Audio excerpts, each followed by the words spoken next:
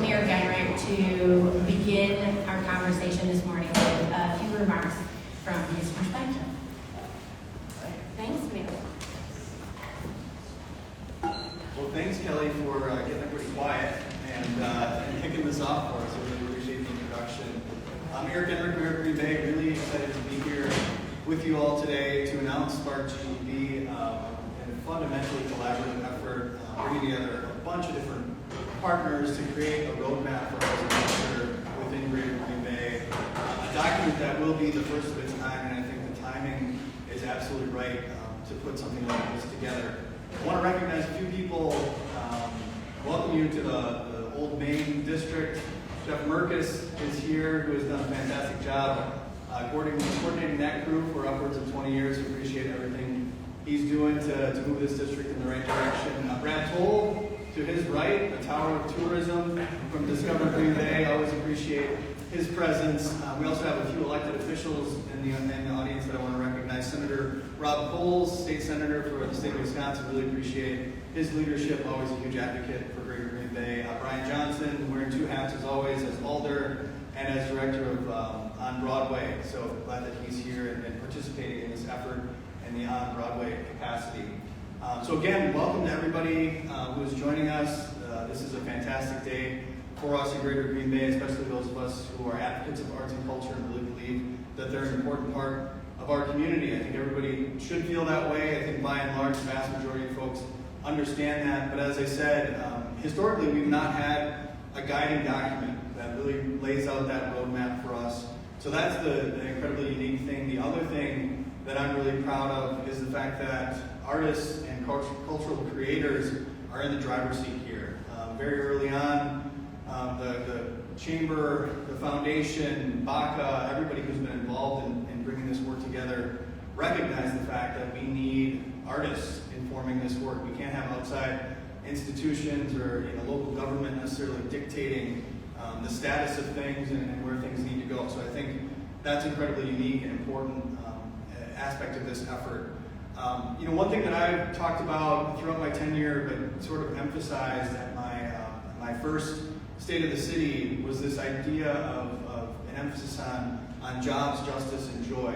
I think historically, there's been, from the position of mayor across the country, kind of a laser focus on economic development, which is what jobs represents in that trinity, and just feel like things need to be expanded a bit. So encompassing social justice, but also joy creation. And that's something that the people in this room are experts on.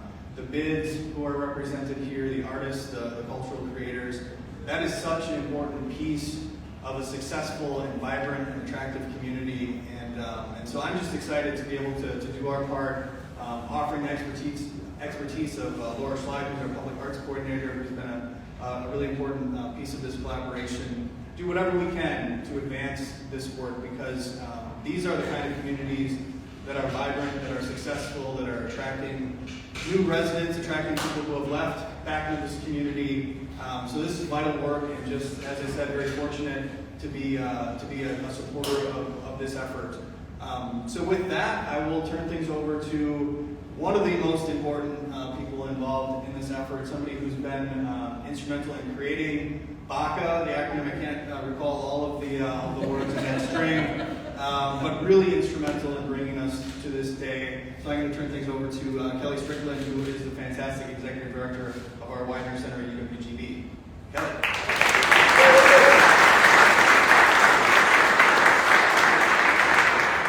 Thank you so much to everyone who prioritized being here today. The mayor referenced BAACA. Okay, maybe we need a rebranding campaign. BAACA stands for Bay Area Arts and Culture Alliance, and it was really the establishment of BAACA came out of some convenings that began about 4 years ago now, where an invitation was extended to anyone in the community. It was important to us that there was no barrier to participation. So if you identified as an artist, as a maker, as a creative, as an arts educator, as a supporter of the arts, as someone who has had a vested interest in the arts and culture landscape in our community, you were invited to come to these pretty informal convenings where we began to get to know each other, and we began to understand what all of the different efforts in our community were that were taking place. Out of that came some really fun collaborations, some new friendships. I was new to the community. The whole thing was really just a ploy for me to meet people. But out of that, we said, okay, there are some serious needs here that had already been identified in the 2016 Life Study. One of the central concerns about arts in our community was that there was a real concern about the sustainability of our organizations, our arts organizations specifically. But that wasn't even taking into account the freelance artists, the artists who live in our community and make their living by creating. And so I thought, well, what are the first steps here? BAACA is comprised of 6 or 7 folks, several of whom are here: Chuck Reinbach, Dean at UW Green Bay, Alan Kopishki, man of many hats, an actor, a producer, an educator.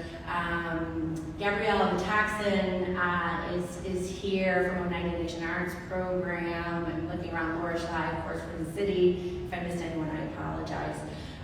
But several folks came together to kind of drive this work forward. So let's talk about the why of it, then I'm going to talk about the what of it, and then I'm going to talk about the who of it. So the why of it. What impresses me most about this community is this ability for many entities to come together and tackle big problems. We have stunning work being done around housing, around education, around wellness, access to healthcare, mental and physical well-being. But the reason that we invest in those kinds of initiatives is that so we all get to a baseline of contentment, of safety, and of well-being. And the reason we want to get to that place is so that we can start making meaning of our lives. And the way we make meaning in our lives is by hearing each other's stories, is by experiencing delight, surprise, sometimes sadness together in the pursuit of creation of art or in the consumption of art. We build community this way. We build empathy this way. We break down isolation this way. My argument is housing, education, wellness, these are all tremendously important things in our community. But what do we do it for? We do it so that when we walk down the street, we know something new about our neighbors. We've experienced something different with our neighbors. We've seen a story that reminds us of an experience that we had with a neighbor. It's the glue that gets filled in at the end of assembling the pieces. It's the thing that brings cohesion, and it's the thing that fills our spirits. So to me, that's the why. Those of us in the arts will often say, well, we know who's in the arts, right? We know who our makers are, we know who our artists are. But if you go out into the community and actually do a really comprehensive evaluation of everyone's experience of the arts who lives here in Greater Green Bay, you are going to find out you have no idea where they're accessing the arts. They're going to talk about their community center. They're going to talk about a guy who lives on the block that's teaching everyone how to do paper mache. They're going to talk about their churches. We need to understand that full picture. At the end of this process that I'm going to talk about in just a moment, what I hope we have is a lot of data and a lot of stories and an actual map of what the arts look like here, so that we can double down on the things that are working, we can support them appropriately, and that we can identify where our deserts are, and we can say, how do we get in there? How do we make sure that everyone has access to these arts? How do we tear down the barriers of cost, the intimidation of our buildings, the sometimes senseless protocols we expect from people to make them feel like they belong where we are. So what SPARK GGB is an integrated research strategy. So it begins qualitatively with our consultants that I'm going to talk a little bit more about, doing long one-on-one interviews with leaders and various stakeholders. They're going to do over 50 of these interviews. Once they've done that, 1 hour, one-on-one, collecting perspectives, collecting experiences, they blow it out a little bit, and we hold town halls. And we have town halls for our K-12 arts educators. We have town halls for our business sector. We have town halls for our creatives. And we share with them what's learned during these one-on-one interviews. And we say, does this resonate with you? Is this your experience? What do you have to add to this conversation? Then we blow it out a little further. And we say, this is what we learned on the one-on-ones. This is what we learned in the town halls. And this crack consultancy team then develops surveys based on all of these findings. And that's where we need to reach into every nook and cranny of our community and get everyone possible to participate in giving us and sharing with us their experience, their priorities, and what creativity really looks like in their life. This is a long process. It's about 8 months long. It is actually underway. The slide is not quite so visible, so let me tell you what it says. Underway, it says February and March. There's an economic impact review happening. This is with existing data, like census data, like some of the great resources that are now available on the Community Hub that was rolled out by the Greater Green Bay Community Foundation and community research. These are these one-on-one interviews. We are starting to access those who have a sphere of influence in the creative sector and the business sector, conducting those one-on-one interviews. What we're going to be moving into next is community at large input. So these are these town halls. This is the development of the surveys. This is an asset inventory, thinking very creatively about what asset means. So not the great, wonderful institutions that we know about. They're there, we know where the buildings are, we know what they do, but everything from soup to nuts. What does creativity really look like? Where is it happening? And then finally, going back out to the community in August and September to share what we've learned and to start acting on it. There are going to be recommendations that come out of this work.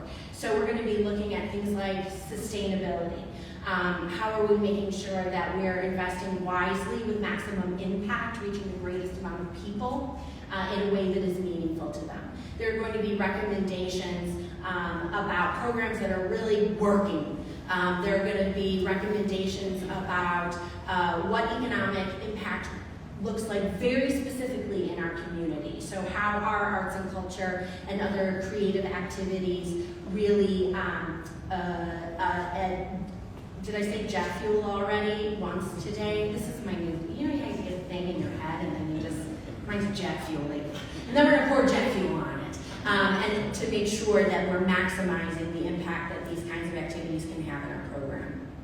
And what we hope to come out of it is that we're going to find ways to enhance the quality of place and life for residents, workers, and tourists, that we're going to strengthen equity, diversity, and inclusion efforts community-wide, that we're going to invest in the creative economy of arts and culture organizations, individual artists, and other creatives, that we're going to help with the efforts to stimulate downtown and urban vitality while recognizing needs of Brown County's needs in balance with our rural communities that sit within this geographic footprint as well. Identify the municipal, utility, or other public entities that are not currently investing in the arts who might benefit from doing so. And finally, to increase visibility to this sector so that it is accessible to all people and businesses and the region. So that's what the work looks like. I want to just talk for a moment about who's conducting the work. So Bay Area Arts and Culture Alliance, with some help from the Chamber and other partners, NWTC, UW Green Bay, Chamber I named, Greater Green Bay Community Foundation, and some private philanthropic dollars. Together, we put out an RFP, we engage consultants to do this work. We're working with Christine Harris Connections. Christine Harris is a dynamite woman to be working on this project. She's out of Milwaukee, but she's a national leader in creative, economic, and cultural community development. She's worked in communities all the way from Austin, Texas, to Hillsboro, Oregon, to Des Moines, Iowa, to Marquette, Michigan. So she has tremendous breadth of experience, and she really is viewed as a leader in our town country on this kind of community-wide assessment. Her partner, Mary Reinders, is president of Reinders Research Company. She's going to be driving this asset mapping process. She's the one who's really digging into the data and helping to tell the story. She'll be developing the surveys based on best practices in that sphere of work. So this is not just well-meaning folks getting together doing their best. We've brought in experts with the idea that what they present to us at the end of it, we will take ownership of it as a community. We're going to have a shared vision. We're going to have a shared vocabulary, and we can pick some things and go after them.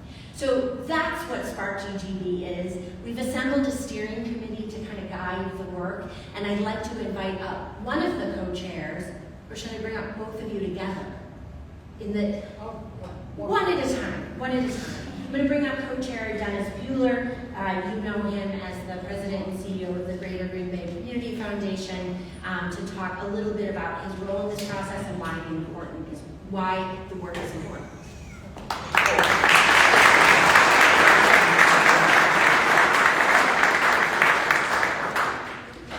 Thank you, Kelly. Some of you know, prior to coming back to Green Bay in 2017, which is my home, I'm a near West Side kid, which I was thrilled to come back to Green Bay. I spent more than 25 years as an artist, as a craftsperson, as a practitioner in the arts and culture and theatrical fields.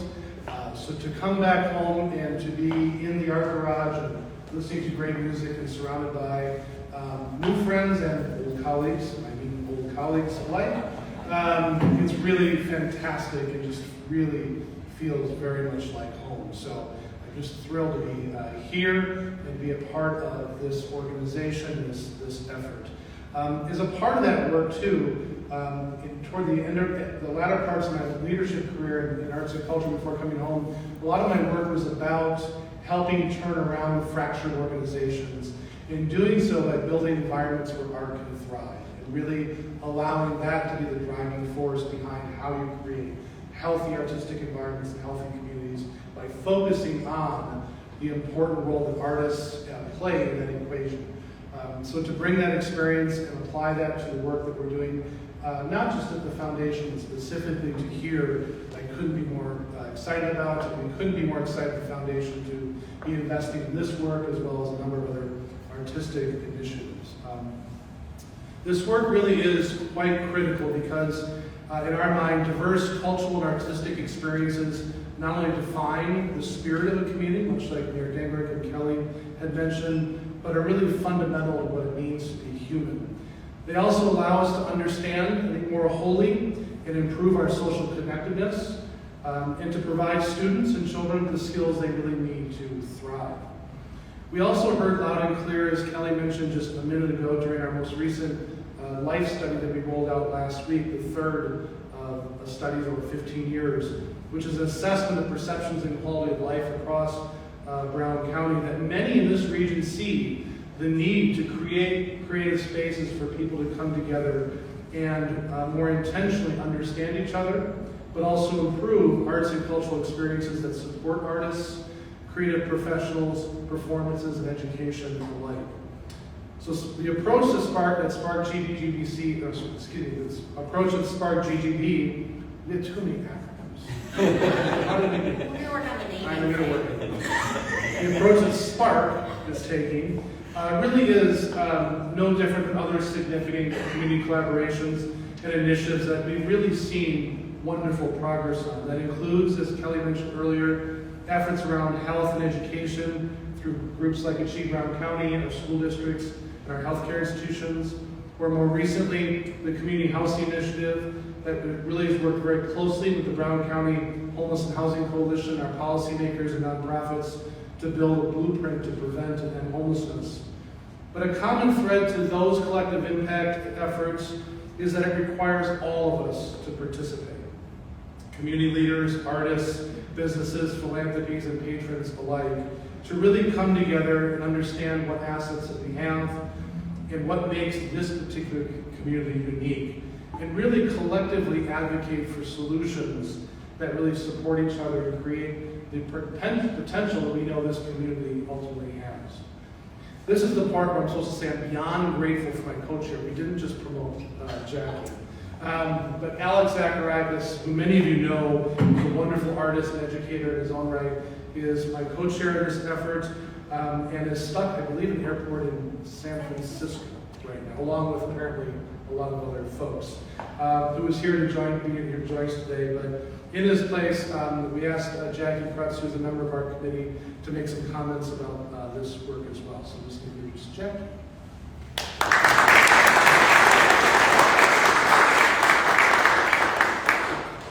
Let me adjust this a bit shorter than my predecessor. So I'm Jackie Kreutz, and I actually work for the Green Bay Packers, specifically Titletown Development. I moved here from Los Angeles almost 5 years ago, and so coming into Green Bay and really kind of understanding our community and seeing what we have to offer over here has been really a very big journey. I think over the 5 years, I've seen many of these familiar faces and connected really specifically through kind of the arts and culture environment, and very honored and pleased to be invited to join in SPARK, because for me this is a passion. It's something that like our family lives day to day in terms of the idea of like art and culture. Not only for me, diversity and what we represent from culture, but also just the idea of like creativity and what that brings. So it's an honor for me to be part of this unique initiative and really help bring it to life. Everyone on the steering committee so far is such a unique and interesting mix. I think we all bring very different perspectives, very diverse perspectives based on our background, our experiences, and just our thought process to everything. But one of the commonalities that we all have is really the investment in arts and culture within our community and within Green Bay. So we're excited to be here and really kind of unfold what this all looks like. I think collectively, we all have our own stories in terms of like how art has impacted us and what those experiences look like. And truthfully, I'm excited to see kind of what the findings bring forth, because coming here to Green Bay, I know art and culture is all over, but it does feel very segmented, right? Like I have to look elsewhere and find these little pockets to find the music, to find the paintings, to find theater, and then even really the creative services as well, which is part of that creative culture.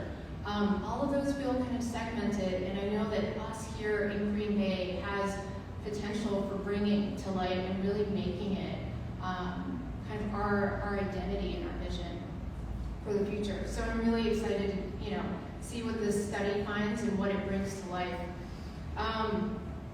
So what we, through BAACA as well as SPARK, are hoping to leverage is really the richness and diversity of talent that we have here in Green Bay.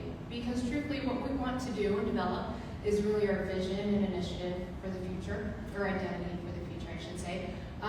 We want to create, at least I do, and I know this is part of the larger goal, is a pipeline for talent. We have a lot of youth here that are being exposed to the arts within the school, but what does it look like for them as they progress through elementary, middle school, high school, into university, if they go, and what that looks like afterwards. We need to really support that pipeline and ensure that that continues to grow and continues to be a part of Green Bay and that culture.